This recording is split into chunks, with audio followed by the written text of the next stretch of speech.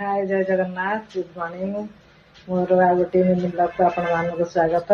चलतु आज सकाळे ब्रेकफास्ट रे कौन बनवा देखा। आज सकाळ ब्रेकफास्ट रे हम मसाला डोसा। चलतु मसाला डोसा प्रस्तुत करिया। तो इधर बैटर हो जाइए आलू कषा हो पियाज गाजर धनिया बीट काटी देछि।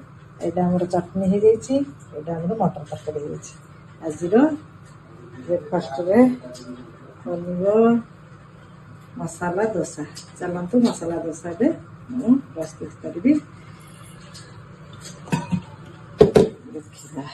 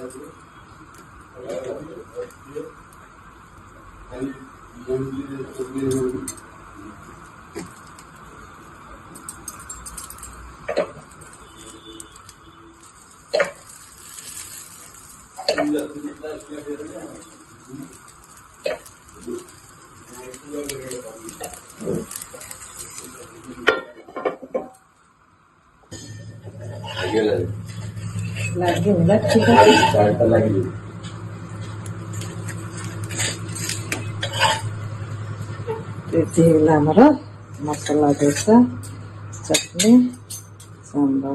चलो पप्पा बाबू को देदबा मसाला डोसा। पट्टो बाबू ब्रेकफास्ट ब्रेकफास्ट मसाला डोसा चटनी और मटर तरकारी खाई कह के खाई कॉम्प्लीमेंट देले सिना हबो।